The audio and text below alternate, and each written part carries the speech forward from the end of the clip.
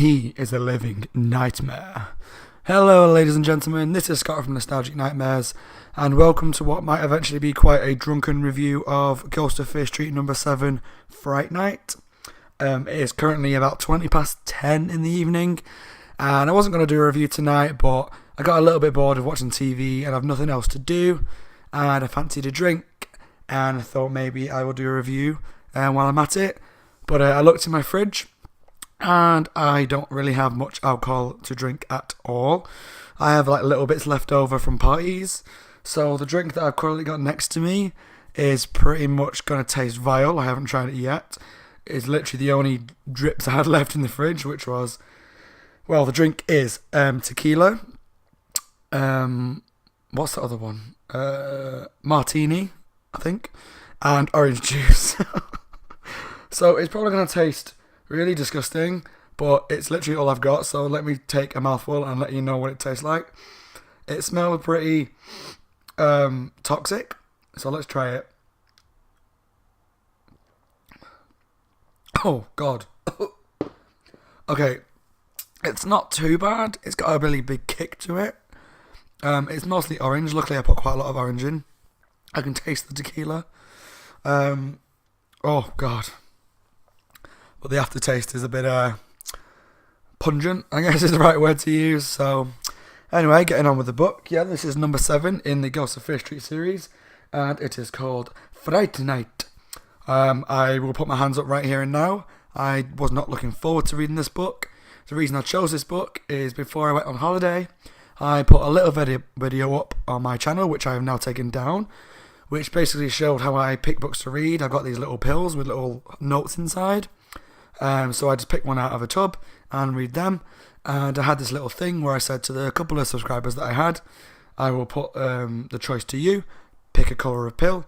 I will open that pill, see what the message inside is, and read that book. And the one that got the most options on YouTube and Twitter was the red pill, which turned out to be number 7, Ghost of Fear Street, Fright Night. Like I say, I wasn't overly keen about reading it because the idea of a knight in shining armour or the suit coming to life in a museum didn't overly interest me that much. I don't really know why. Like I mentioned before, ghost stories aren't always my favourite thing. But one thing I will say, I don't normally say any of my opinions much towards the end of the review. This book, I loved this book. It is one of the most batshit crazy books I have read since starting this channel. Like obviously with the monsters and stuff in these books, there's a lot of weird stuff that happens, but this book took so many twists and turns, and just loads of crazy weird stuff started happening, that I loved it. But I will get to that. I'll start going through the stats quickly. There is 112 pages in this book, and it consists of 18 chapters. And for those who don't know, Ghost of Fear Street, while they've got R.L. Stine's name on it, he didn't write any of the books. This one in particular was written by an author called Connie Laux, L-A-U-X, Laux. I really have no idea how you pronounce it. I'm going to go Laux. Laux sounds like the most, that seems like the right way to pronounce it. And before I start the synopsis of the book, I'm just going to take another quick mouthful. Oh, Jesus. I think it's going to be one of those drinks that when I start getting a little tipsy, it will taste a bit better. Anyway, onto the book. As per usual, we are met with our 12-year-old protagonist, who is called Mike, and he has a sister who's 11 called Carly. And although they're brother and sister, they pretty much get on most of the time. But the main thing to know about this family, because they live with their father, is that they live above a museum called the Museum of History's Mysteries. And basically, their dad decided to move to the town of Shadyside, where all of the Ghost of Fear Street books are normally set, minus the one other review I did where they went on holiday. But yeah, most of these books take place in Shadyside, and the father chose to move to Shadyside because they heard of all the different weird ghost stories and stuff that were going on in the town, and his father loves that kind of stuff, and he thought to get this museum up and running off the ground, living in somewhere where there's all these different kind of spooky goings on, will be the best thing for the business. And it does reference some of the other books in the series, but I'll mention that when I get to the review at the very end. So they buy this basically massive house, and the bottom floor of the house they turn into a museum. And this museum is full of like medieval armor, medieval equipment, mummy tombs with mummies in, sarcophaguses, and there's guillotines, and fake waxworks with like heads coming off and blood coming out. So it's very typical museum stuff. The stuff you kind of find at a normal run-of-the-mill museum, but they feel like by opening it in Shadyside, they will probably get a bit more, what's the word? Not publicity, but a bit more footfall and a bit more business, because some of the stuff might be actually haunted. And yeah, that's the main reason why the dad's got the museum there. And the only other thing really to know about the museum is there's a caretaker there who's worked there since they bought the house and started renovating it into a museum, because the museum's not open yet. And the caretaker's called Mr. Spellman, and he is very knowledgeable on all the crazy stuff that goes on, particularly in things like knights and the medieval era. He knows quite a lot about that era, which is pretty convenient, because on the way when the story starts is a knight. I think the drink's setting in already. They have a suit of armour on its way, and it's being sent by their Uncle Basil, Mike's Uncle Basil, who part of me wants to say he's sending it from England, but I could be completely wrong. So he's sending over the suit of armour to show in this museum, and the suit of armour is apparently haunted. But Mike's favourite piece in the museum already is a fake suit of armour, so he's dead excited for this real suit of armour, and so is the dad, because the dad wants it to be haunted. He's like, if it's haunted and there's a ghost, we're going to get so much more business, because that'll make this everything like more authentic. So they're pretty much waiting for this armour to arrive, and one day there's a moving van outside, or like a courier van, and they unload this massive crate which has the suit of armour in. There's a weird bit where the axe somehow manages to fall through the crate and chop a bit of Mike's shoe off, but that doesn't really do much. But Uncle Basil has also put a letter in to say that he's sending over a special present for Mike. So his dad kind of pulls out this pendant from the suit of armour crate, and it's like basically like a marble, but it's got like smoke and it's glowing a little bit, and there's like flecks of like light. So it's quite a magical looking pendant. But Mr. Spellman goes to grab it off the dad, and Mike goes to grab it off the dad, and Mike gets it first. And it's important to note that Mike is very quick, and his catchphrase is slower than a snail. So that's kind of his way of going, I'm quicker than you, you're slower than a snail. So when he goes to grab the pendant and beats like Mr. Spellman and that to it, he gets there quickly and goes like, you're slower than a snail. It is important, this phrase and his ability. In typical kind of young adult fiction, they have this convenient ability which helps them later on in the book. But so he gets this pendant, which Mr. Spellman kind of comments that it's kind of magical, or it looks magical. But yeah, Mike puts the pendant on.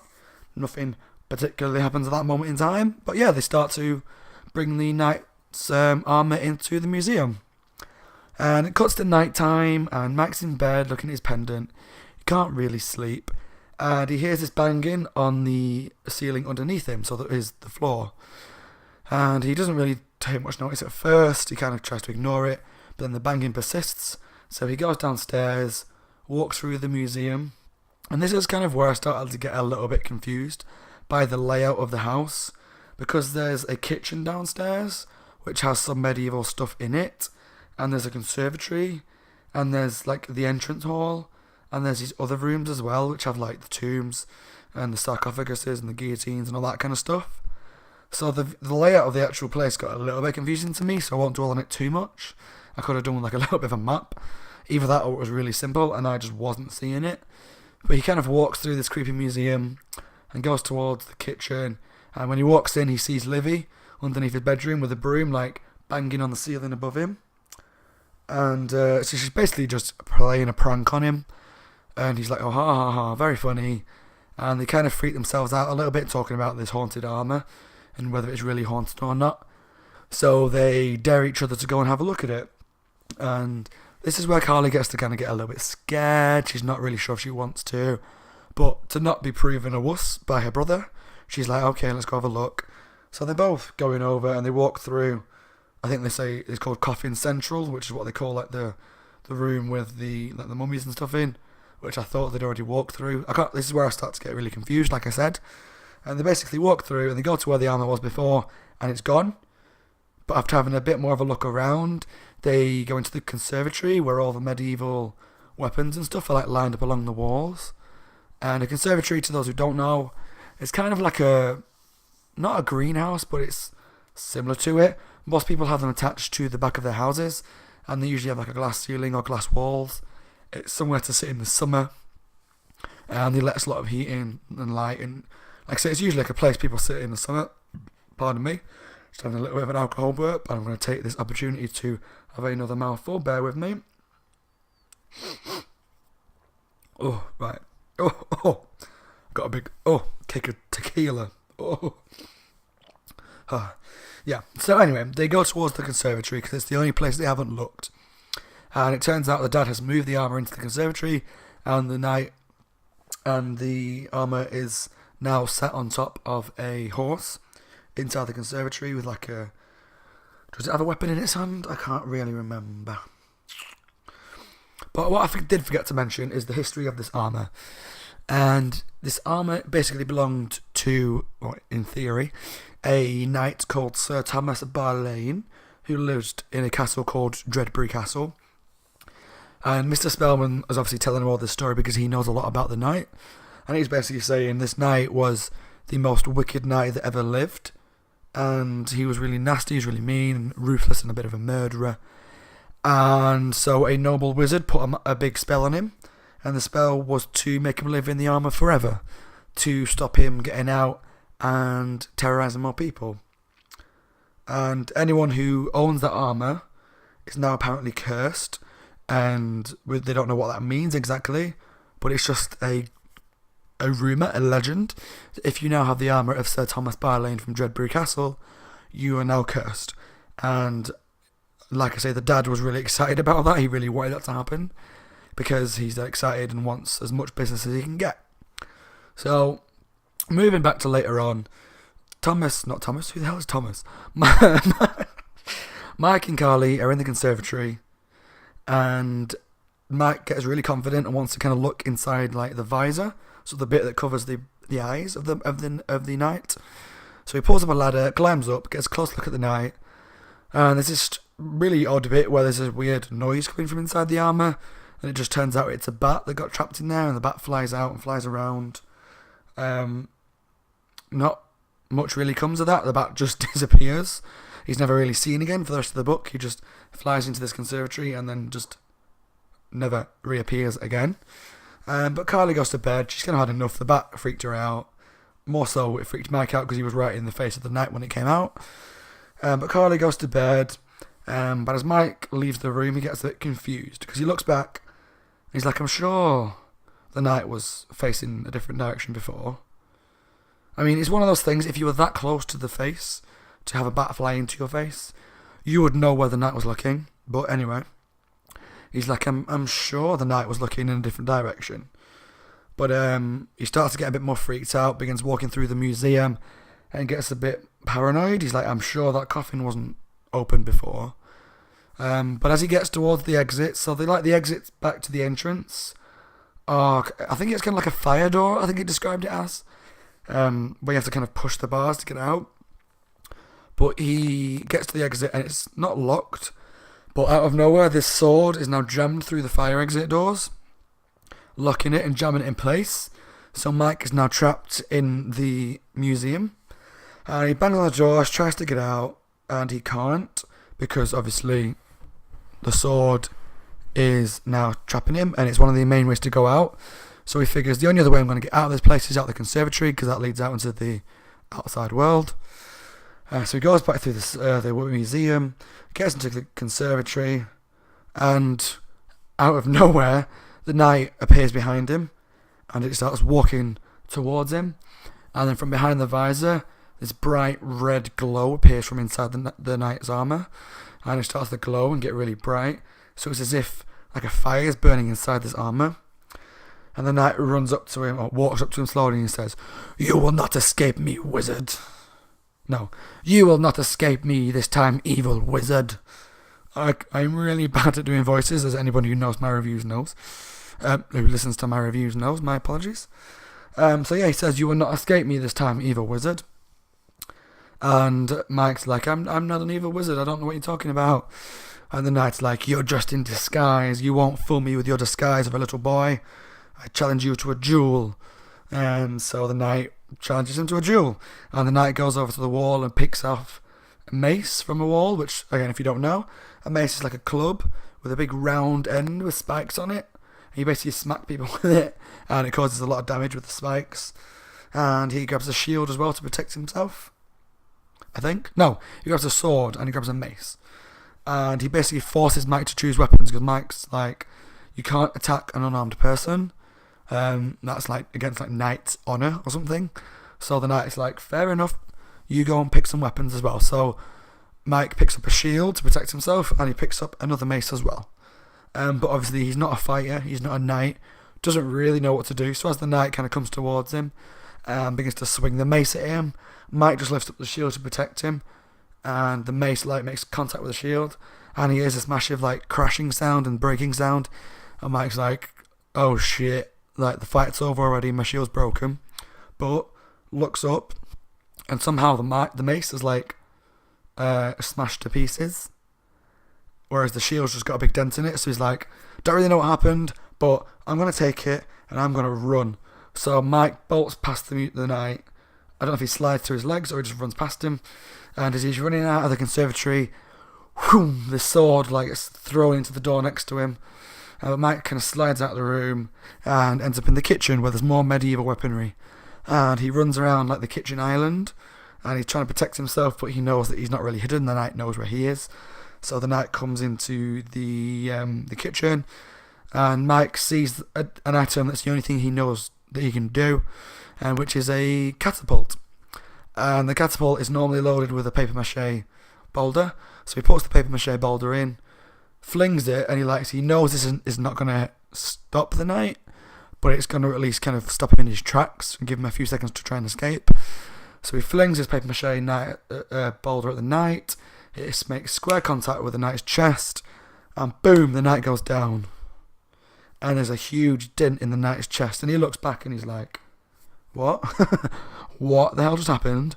He even goes over to the paper mache boulder and picks it up, and it's still paper mache. So at this point, Mike's really confused. Like, what happened here? Like, why would a paper boulder knock the knight out cold? Because the knight doesn't get back up. He's out cold. He's gone for the count. He's lying on the floor with a big dent in his chest. He's very confused about this because, like you say, the boulder is still paper mache. It's not like it magically transformed. So we're not really sure at this point what's really going on here. But with all the calamity downstairs and all the noise they were making, Mike's dad comes down to see exactly what was going on and like what was happening and causing the riot. And Mike's basically like tells him the full story. He says this knight came to life, he attacked me, we had a bit of a fight, I knocked him out. And in a great twist, his dad believed every word of it. He's like, really? He came to life? Are you serious? And he's like, yeah. He really came to life. Pardon me. Oh, got some gas in my chest. Yeah, his dad loves it. He was really excited by this. He's like, oh my god, this night is actually haunted. I'm going to call like the press and I'm going to get all these people to like come, and we're going to bump up the opening times of the museum because we've got an actual haunted suit of armour. That's amazing. But Mike's obviously still a bit dubious because this knight just tried to kill him. But in a nice twist for these stories, his dad loved it. He loved it. He believed every word, and that was a great twist.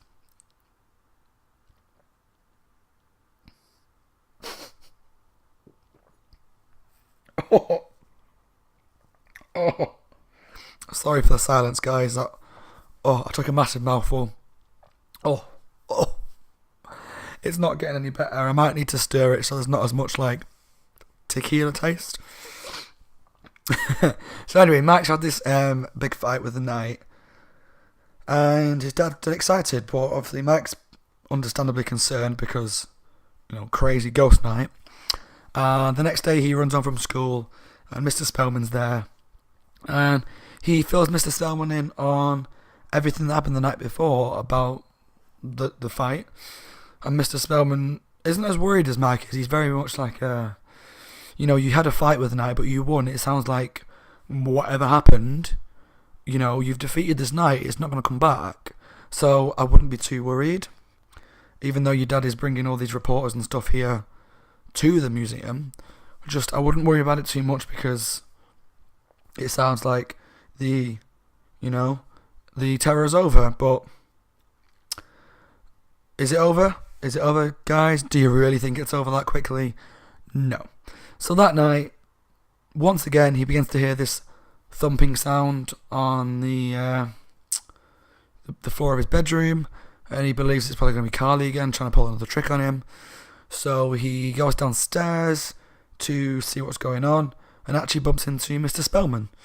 And Mr. Spellman's kind of stayed working late. They've got a lot of work to do to get ready for you. What the hell is you? To get ready for you. To get ready for the museum opening. Obviously, with the timetable being bumped up, he's got to stay late and do more work there. But as they're talking, he hears the boom, boom, boom, boom noise too. And so they go to investigate. And they go into the conservatory where the knight is back on its horse. Because the dad put it back up there the night before. And they're looking at the knight, and there's nothing wrong with it. Like, it's not moved. It's still sat where it was. Not really sure what the noise was. But as they go to leave, whoom, this arrow appears like flying past their heads and flies into the wall next to them. And as Mike turns around, the knight kind of charges at them. I can't remember if it charges at them on the horse or if it jumps off the horse. I can't remember.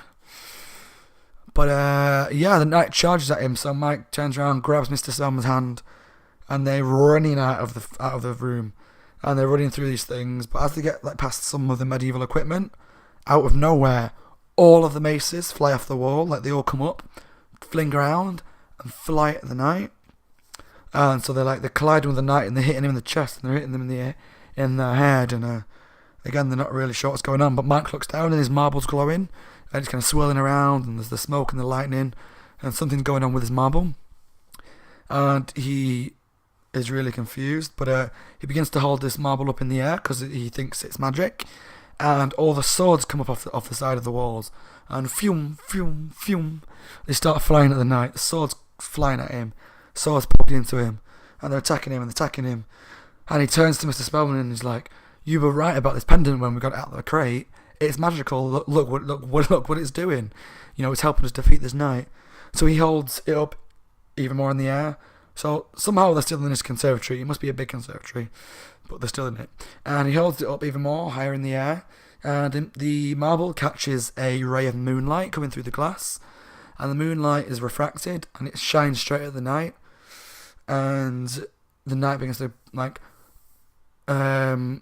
go brighter and brighter and brighter. And then, boom! The knight explodes. It literally just explodes. And his head flies off. And the armour flies around the conservatory, and it's all burnt and smoky, and somehow this moonlight and the pendant have destroyed this knight. And he's like, "Oh my god, I'm a wizard, I destroyed this knight, I really am a wizard." And they just heard this voice going, "You witless newt, you did nothing, I did it all." I hope you can hear that alright. I'm kind of whispering with my sore throat. But yeah, he goes I'll say it again. "You witless newt, you did nothing, I did it all." And he turns around, and the really creepy voice is coming from Mr. Spellman, the caretaker. Da, da, da. That's not where the book ends. This is where the book begins to go batshit crazy. And Mr. Spellman reveals himself as Margarine, the greatest wizard that ever lived, and he begins to unveil his magic powers and undergoes this crazy transformation. So, from becoming this really old, kind, caring caretaker, he transforms, and I'll read out the few bits that I wrote down about his transformation. So, he begins to use his magic to change his appearance, and he changes into green. His skin becomes green and yellowy, and it's like he goes pointy teeth, and golden rings appear on his like clawed hands, and his mouth transforms into like a golden beak, and a long white beard appears, and his eyes go white, and these purple robes appear, and a purple hat and purple boots, but all his clothing's got like silvery symbols and signs all over it, and a staff appears in his hand. So he's kind of like a purple Gandalf. Well, picture Gandalf, but with purple robes with like silver stars on or stuff, silver symbols, with like scaly, yellowy green skin, white eyes, a completely white beard, and like a big beak mouth and claws. And so yeah, this really cute old guy is now this monster, this really crazy wizard monster who's kind of like a twisted version of Gandalf had sex with a parrot. I don't know. And he basically reveals that, like I said before, he's Margarine, the greatest wizard that ever lived, and he is mortal enemies with Sir Thomas Barlane. And once every 100 years, they are destined to fight. He is the wizard that trapped Barlane in the knight's armour, and every 100 years they have a duel, and it's kind of a rules of the curse, and the rules of the duel are if Margarine wins, Barlane is trapped in the armour for the next 100 years till they have another duel again. If Barlane wins, he gets out the suit of armour. But he also reveals that over the course of their lifetime, when they've duelled, Margarine has disguised himself in various different ways to kind of entertain himself.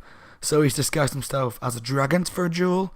He's disguised himself as a wall of fire for one of his duels, which is why when Sir Thomas Barlane came to life in the museum, he thought that Margarine was Mike, because he thought Margarine had disguised himself as a boy to try and kind of play on his kind of sympathy vote, and so he thinks that the knight wouldn't attack a little boy, but Barlane was obviously like, I know that you're Margarine, even though he wasn't. So yeah, and the pendant that came in the crate is Margarine's magic pendant, which is why, if you remember at the beginning of the description, I said when they saw the pendant in the crate, the first person to try and grab it off the dad was Mr. Spellman, and he tried to grab it because it's his pendant, and there's kind of like a curse on the pendant as well. Oh, pardon me. There's a curse on the pendant where if you have the pendant, no one can steal it from you, or something like that. So once Mike had the pendant, Mr. Spellman couldn't take it off him. The rules of that are a little bit touch and go. But yeah, and through Margarine's magical powers, they answered one of my questions, which was how did Mr. Spellman and the knight magically end up in the same place. Margarine has these powers, and he just knew that in 100 years this is where Barlane was going to be next. Why you would, if they were your mortal enemy, you wouldn't just kill them rather than condemn them to this duel every 100 years on the off chance that you're going to lose? I'm not sure, but, bitches be cray-cray. So yeah, they're having this duel every 100 years, and this is their next one that's destined in line. However, with Mike's help, Margarine has managed to defeat the wizard or the knight already, because Margarine was kind of using his powers to use the pendant through Mike, and all the maces coming up, and all the swords coming up, and the moonlight, and even earlier on with the boulder, and the shield not breaking but the mace breaking, was all Margarine's powers being channeled through the pendant. Like I say, it's a little bit touch and go about the rules of this pendant and the magic, but whatever. And so Margarine says, because of the situation, you know who I am, I've revealed myself to you, which he didn't really have to. He now has to kill Mike, or I think he threatens to turn him into a cat. And that's the only way he's going to get his pendant back. But he doesn't get his pendant back that way. He kind of uses some lightning spell, because he has this spell which conducts purple lightning, and he uses a spell which fires lightning at the pendant, and that somehow gets the pendant back to the rightful owner, even though before he said that once you have the pendant you can't get it back until they're dead. Like I say, the rules are a little iffy, but you know what? I was enjoying this too much because it was so crazy. There was this crazy monster wizard thing that appeared. So yeah, Margarine has the pendant back and is going to kill Mike when, out of nowhere, the next twist, hears his voice going, "Stop! You will not win, wizard!" And they turn, and out of the darkness walks a knight in shining armour. And you would think, okay, Thomas Barlane's come back to life. Oh no. That would make too much sense in some way. The knight in shining armour, or the suit of armour, that was the fake suit of armour that they had before this whole thing happened in the museum already, is now walking towards them and has now come to life. Yeah. Out of nowhere, this fake suit of armour, which is known for being fake, has now come to life and is walking towards them, and it tries to take a swing at Margarine, but it misses, but it manages to knock the pendant off him. Yeah, it kind of manages to knock the pendant, and the pendant goes flying, but Margarine tries to grab it, but it flies and it smashes on the floor, and pieces of glass go flying around the room. They go like zip, zip, zip, zip, zip, zipping around the room. Kind of reminded me of the scene in Harry Potter, where, do you know where they're flying through all the keys, and the keys are flying everywhere? Yeah, ignore me. So the glass goes flying everywhere, and this blue mist starts rising off the floor, coming out of the marble pendant, and it's rising and it's rising, and it's covering Margarine, and Margarine's kind of running around the place trying to find something, and no one's really sure what is going on, but Mike spots something shining on the floor, and inside the pendant was a tiny, tiny, tiny little gold sword, and he spots that Margarine is now running to grab that. So Mike, being the crazy kid that he is, dives over to that sword, dives at the sword, grabs it just before Margarine gets to it, and he goes slow as a snail. So he grabs the sword first, and in his anger, Margarine goes whoom, and he flies these lightning bolts straight in Mike's chest, and Mike goes flying across the room, and he hits the wall, and he crashes onto the floor, but he still holds onto this golden sword. So I'll take another quick drink, so my mouth is getting dry. Okay, that one wasn't as bad. Oh, it's getting better, guys. It's getting better. So yeah, Mike has hold of this golden sword, and he's lying on the floor. Or does he get up? Anyway, he's got this sword, and he notices that it's starting to change, and the sword is growing and growing and growing in his hand, and it becomes this full length, like, broadsword, and then zoom, zoom, all this gold armour starts appearing around Mike, and he gets his golden leg armour, chest armour, helmet, gloves, and he becomes a golden knight in shining armour with a golden sword. And Margarine's getting really friggin' pissed off at this point now. The knight's been destroyed, well, for now, for the next 100 years or whatever. But Max, well, the other knight smashed his pendant. Max got the sword that's in the pendant. We don't really know what this means yet. But now Mike has this golden suit of armour, so Margarine is pissed. And he starts summoning all his magic. And the best way to picture it, if any of you have seen Buffy, the Vampire Slayer, there's an episode in season 3 called, what's it called? I think it's called The List. No, I can't remember what it's called. But basically this other Watcher appears. I'm not going to go into too much detail about it. This other Watcher appears who turns out to be evil, and she's searching for this glove of Minigun to use its powers. And there's a scene where she's in this place with a glass ceiling, and she's summoning all this electricity powers, and the electricity lightning flies through the ceiling, and it comes into her, and she fires it around the room, and she's firing it through her hands. This is what starts to happen. Margarine summons all this purple electricity, purple lightning, and it smashes through the conservatory windows, and he's firing it around this room, and he's firing these lightning bolts out every which way he can.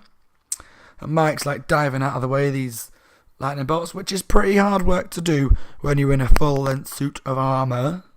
I can't imagine he's actually going to be diving that fast, but he dives out of the way of this armour, and out of the way of this lightning, and he knocks into the second suit of armour that came to life, and he hears his little voice going, "Don't give up," and he's like, Carly, what are you doing in there? And she's like, I came down to play a prank on you earlier on before.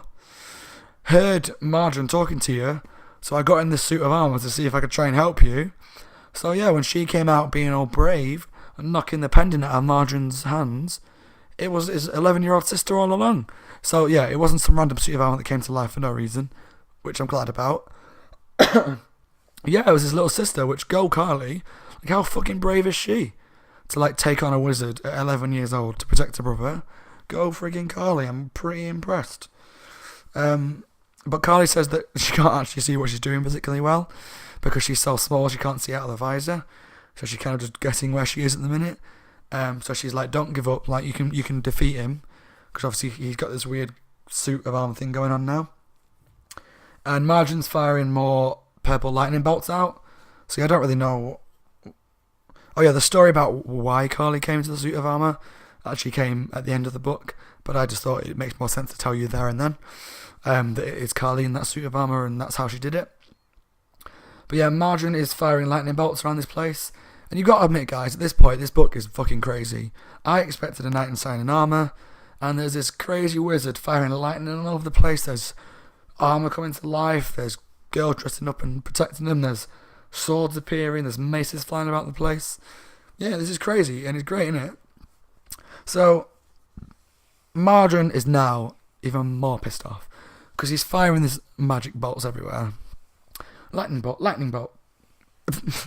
If you know what that's off, I applaud you. That's one of my favourite YouTube clips. Lightning bolt, lightning bolt. But he's annoyed. He's not getting anywhere, and the longer he goes on, the more pissed off he's getting. So he starts to cast a spell. And this spell begins to transform Margarine again. And he grows, and he grows, and he gets scalier, and he grows a third eye, and he turns into a dragon.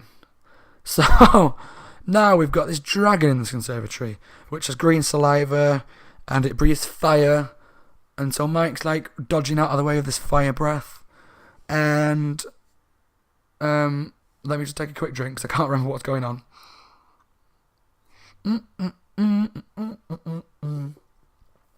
Oh.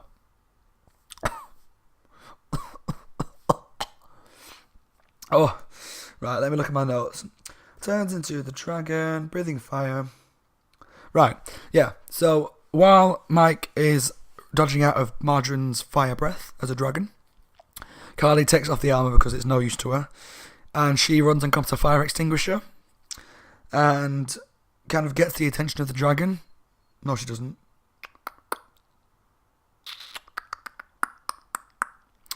Either, I can't remember, and it's too dark for where I am at the minute to actually look at the book. Either Carly or Mike gets the fire extinguisher. I know Carly gets it, but I can't remember if she uses it. But basically, when the dragon opens their mouth, they use the fire extinguisher and they squirt it into his mouth, and obviously extinguish all the flames, and he starts kind of choking on it a little bit, and the dragon shrinks and transforms back into Margarine, but he's got all this like extinguisher foam dripping down his beard. And now Margarine is furious and is this last ditch attempt at defeating Mike. And so he starts using like a sword to fire like purple sparks everywhere, and there's these sparks flying at Mike like magic balls basically, and Mike, being the greatest knight apparently ever, starts whacking them like baseballs, or like if you played The Legend of Zelda: Ocarina of Time, when you fight Ganondorf or the Ghost of Ganondorf kind of thing in the Forest Temple, when he fires magic at you and you hit it back with your sword. That's exactly what happens here. He starts like hitting these purple magic balls around the conservatory, and they're hitting Margarine and they're burning him, and so he keeps smacking them around and smacking them back, and the more that Margarine gets hit, the more he starts to burn and starts to melt and starts to hiss and scream, and he's screaming, "You monstrous children, how could you do this?" And he's melting and he's melting, and he's having a Wizard of Oz moment with the Wicked Witch, and he's melting and he's melting, and it's a purple ooze and purple slime, and he burns away and he disappears. And out of like the smoke of his remains, they look into it, and they see that he is now transformed into a snail. Slower than a snail. Told you it was important. So now Margarine, this monstrous wizard, who made an effort to sound like a noble wizard, is now a snail, and they just kind of let him slither away. I would have destroyed it or stomped on it, but it's kind of crying out for a sequel, isn't it? Like Margarine's now a snail somewhere. But Carly and Mike kind of congratulate each other because they've survived. And yeah, they're really happy now. They've defeated Margarine. They defeated Barlane, who was trying to attack them as well. And they're really happy. But it doesn't end there, guys. No, there is more to this book. As they're kind of catching up and congratulating each other, Thomas Barlane's armour starts moving and sliding about the conservatory, and a foot appears, and then flying out at like parts of the room, parts of the armour start clicking into place, and a leg appears, and a thigh appears, and all this armour starts reforming back into a knight, and it comes back to life, and everyone's grabbing the swords ready for the next part of the fight. And Thomas Barlane looks around and says, "Who has destroyed Margarine?" And Mike says, "I destroyed him. He tried to attack me. Basically, I turned him into a snail." And Sir Thomas starts laughing, like bellowing. He's like, "Oh!" And says how it's such a fitting end to a really evil wizard, and that's like a great way to end. And he's like, I'm really sorry about trying to attack you. I genuinely thought you were Margarine. When you told me you weren't, I just thought you were trying to disguise yourself." And basically, we find out the true story, is that Sir Thomas Barlane was never evil. He was a good knight, and there was this evil wizard called Margarine. And Sir Thomas Barlane made the mistake of falling in love with Margarine's daughter. And Margarine would not have any of it. He was like, "You're not getting married to Barlane." So to stop them getting married, he trapped Barlane in the suit of armour so that they could never be together. And he would only be alive every 100 years, so she would be dead by that point anyway. And he made it so that the only way to finally defeat Margarine, so the only way he could be defeated, was with the golden sword, which obviously Mike used to hit the magic balls. And he said the only way to be defeated was in the golden sword, which he then trapped inside his own pendant so that nobody could get it. But obviously Mike, being quick, grabbed the pendant first. So Mike manages to, basically all along I don't even know what I'm trying to say, guys. Basically, he was quick, and he got what he needed to defeat Margarine by getting his sword, and from Carly smashing the pendant. So obviously the knight thanks them for defeating him and freeing him. He knights Mike. He puts Mike on one knee, and obviously does the whole thing like where the Queen knights you, and he made him Sir Mike of the Museum of History's Mysteries. And then in a blue mist, he kind of disappears, and the knight's armour just becomes a suit of armour again. And that's it. The knight blows away, his spirit disappears. He can now rest in peace. And I don't know if it's that night or the next day. I presume it's that night. He fills his dad in on everything that happened, on the war, Margarine, how it was Mr. Spellman, the fight, and his dad believes him again. His dad's like, "Yo, I believe you. I'm glad you're okay.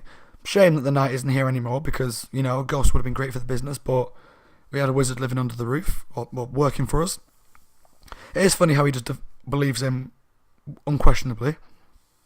But I guess the fact that the conservatory is probably smashed to smithereens might be a good indication. But yeah, he believes him, and they're a little confused because when they're all just happy that it's over, a moving van arrives outside, and there's a knock on the door, and the guys are delivering a crate to them, and they're like, "What's this?" And they're like, "It's a package for you." And they open this crate, and it's a suit of armour. And they read the note that comes with it, and it's Uncle Basil saying, like, "This is the armour that I said I was going to send you. Apparently it's meant to be haunted, but, we don't know if it is or not, but this is the armour. And I've left the present for Mike inside." So they're really confused because they're just like, if this is the armour that we were waiting from the beginning, where the hell did the Sir Thomas Barlane armour come from? That's never answered. But Mike's getting nervous now because he's like, oh no, Uncle Basil has sent a present for me. And the last present was a magical pendant, and that caused all kinds of shit. But he goes into the crate and pulls out a t-shirt that basically just says, my uncle went to England and all I got was this dumb shirt. And that's how the book ends. Yeah. That's it. So they defeat the Margarine, and the Knight can now rest in peace. In terms of open plot points, there's not really a lot to talk about on this one. I think most things that I had questions of along the way were answered, such as how did Margarine know that that's where Barlane was going to be, and all that kind of stuff, and how did the papier-mâché rock defeat him.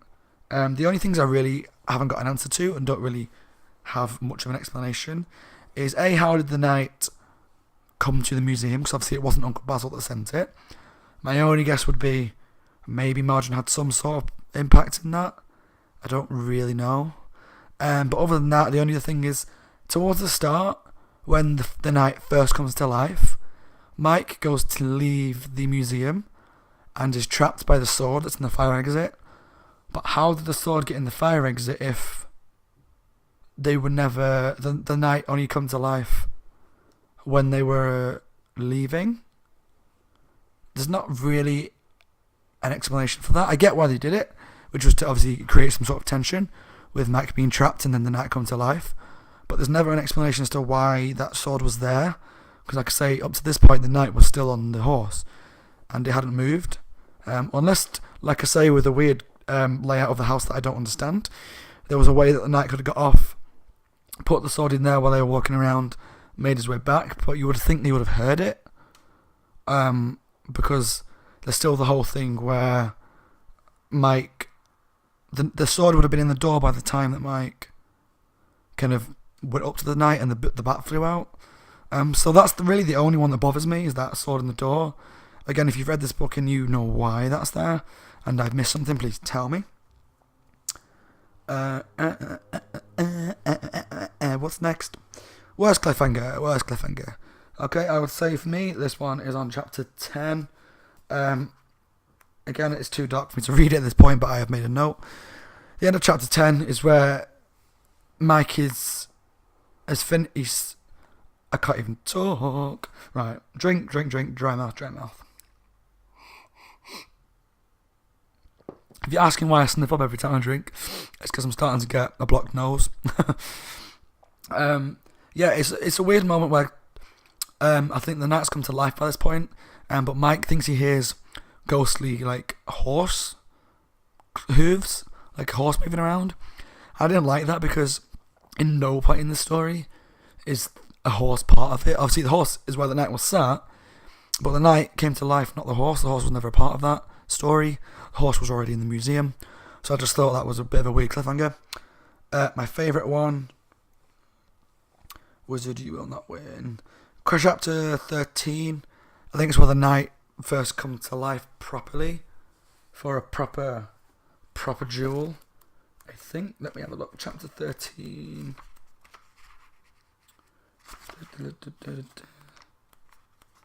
Let's have a look. Oh yeah, no, ignore me, I'm completely wrong. It's the part where they've defeated Barlane, or they believe Barlane's defeated, and Margarine's revealed himself, and the second Knight comes out of nowhere. And even though I was a bit like, this better not just be a random Barlane's back with no explanation, or another Knight in the museum with no explanation, I loved it because this book was that shit crazy. Like, really crazy. Like, stupidly crazy. And that was the point where I was like, oh my god, we've already had, like, Knights come to life and a wizard, and now there's another Knight. So I loved it. In terms of the cover itself, it's okay. It's quite generic. It's just a picture of a Knight. I think I would like it more if the colour coming from behind the Knight's visor was red, because in the book it was red, and it always mentioned how when he was getting more and more angry, it would get more and more kind of... Pardon me. Sorry, I'm burping down the microphone. I'm really sorry. it mentioned when he was getting more angry, the redness behind his eyes would get more and more violent. So the fact that this cover has a green colour to it, I don't really understand, because the knight was never had like a green glow in the book. Even at the end of the book, he had like a blue mist. So yeah, I'm just a bit confused as to why they chose to do the green. Maybe because it looked like a better colour on the front with a red background, I don't know. But the covers, bit boring. Reviewing the story itself, right, I think you guys already know that I enjoyed this book. It moved very, very fast. Like I said before, I was dubious at the beginning. I wasn't overly keen on the idea of the book. But I did enjoy it from the beginning. I fell in love with this little museum that they had going on, because it was like a house museum rather than just like a big, massive public museum, which probably would have made things less personal. I saw the twist about Mr. Spellman coming, about him being evil, but it didn't make it any less exciting, because he wasn't just a wizard. He was this great monster that transformed with a beak and purple skin or greeny skin and a robe, and he transformed into a dragon, and he conducted electricity, and he fired lightning balls of magic. So that was really good. Like, it was really twist after twist after twist. There was the knight coming to life and destroying the knight, then it coming back, then Margarine, then the second knight, and then the gold suit of armour, and then Margarine then turning into a dragon, and then Margarine being defeated, then the knight coming back again. And it was just like twist after twist after twist. But not in a typical Goosebumps fashion where it's like cliffhanger, cliffhanger, cliffhanger, and they're all kind of fake cliffhangers. Other than that weird one with the horse footstep thing, every twist was a twist that kind of carried on, and it had a meaning, and it was important to the storyline, because it was a development rather than just, oh, something grabbed my ankle, and it wasn't.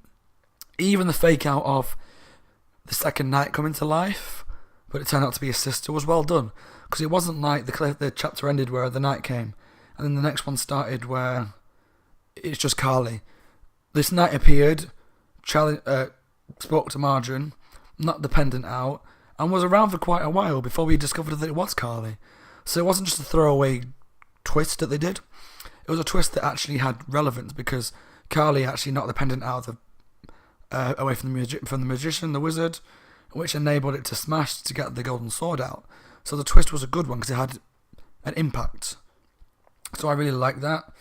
Like I said, the fact that Mr. Spellman was around for quite a while before he was revealed as the wizard was quite good, even though I kind of guessed it was coming, just because it was Spellman, like a wizard spell. I don't know whether that's because I've watched a lot of programs where the good guy is the bad guy, or it's very Scooby-Doo-esque where the evil guy is the caretaker. But yeah, the characters, Mike was a good character. He didn't necessarily develop a lot, but he was just pretty strong throughout. Like, he never really made a lot of stupid decisions. He made quite smart decisions most of the time. And he obviously defeated him without any help other than Carly. I like the dad in it, because he believed it every step of the way, and even encouraged it to a degree. Like, he was like, oh my god, it's evil, great, fantastic, let's try and, make more evil stuff happen, which was kind of weird. But it was a great twist on the normal story, because obviously, like you've seen my reviews before, or if you've read any Goosebumps books, the parents don't believe them. Yeah, I mean, I don't really know what to say. One thing I did mention at the start of this review, was that they mentioned other Ghosts of Fear Street books. I don't know whether they do this a lot in the first set of books, I'm not sure. I've only read one again, The Creature from Club Laguna, and they didn't mention any that I could see. But in the start of this, when it talks about why they moved to Shadyside to open the museum, it mentions two previous books. It mentions, because he's like, where else would you find ghosts that play hide and seek? In the cemeteries or whatever. And that's the storyline of book number 1, Hide and Shriek. And then they mention a haunted treehouse in the woods, which is the storyline from Stay Away from the Treehouse, which I think is book number 5. And they even mention the name of one of the protagonists, because apparently the guy from book number 5 is the friend of Mike. So I thought this was like a really good little thing to kind of tie them together, even though it doesn't really have much impact on either book. They do mention on the back of some of the early books that they do all take place on Fair Street or in Shadyside or whatever, and so they're meant to take place in the same place. But I never expected them to mention other books. So the fact that they said, well, that we know that there's ghosts in the cemetery and in the woods already, so that's why we're here, I thought was like it kind of gave it gravitas. It gave it some sort of what's the word, like provenance. So it's like they're there for a reason. They're not just there because it's a spooky place. It's meant to be haunted. These ghosts that are in the earlier books are known throughout Shadyside, you know. So and this place is known for them. So I thought that kind of made it a bit more like a real threat to live in Shadyside, and it made their business a bit more realistic as a venture, because it was a place with ghosts. So I like that. I'm not sure what else to mention about this book, really. Like I say, I moved at a really fast pace, constant twist, constantly keeps you on the edge of your toes, because it's so batshit crazy. You don't know what's coming next. Like, even if you guess that Spellman's not up to no good, you wouldn't think he's going to turn into this crazy monster wizard that has like lightning bolt abilities and then turns into a dragon, and these other knights that appear in the armor. It just there's so many twists and turns that you don't know what's coming, and for that reason I really enjoyed it, because even if it's not necessarily the most logical book, it was enjoyable. It didn't take itself too seriously. It was one that I read this the day before I went on holiday, and I just sat back and I enjoyed it, because it was just batshit mental. There was no end twist, which I found a little strange. Normally they end on some sort of big cliffhanger, but it was just that twist about the t-shirt. Drink time. Oh. I'm going to guess all the tequila rise to the top of the drink, because it's going away, the taste of tequila, but it's still quite a kick. Yeah, there's no end twist, but as you gathered, guys, I love this book. So I think, rating-wise, I'm going to give this quite a good one. I think I'm going to give this an A. Yeah, I'm going to give it an A, and that really surprises me. And I'll tell you why it surprises me. Because I never expected to like this book. And so maybe I'm enjoying it a lot more because I was so surprised. But it was so just batshit mental. Like, it was just crazy. It is like watching like some weird, what I always imagine like a sci-fi TV movie. Like, do you know, like, they have like the Sharknado and all that kind of stuff? Well, there's just all this weird random shit happening, and there's no logic to it.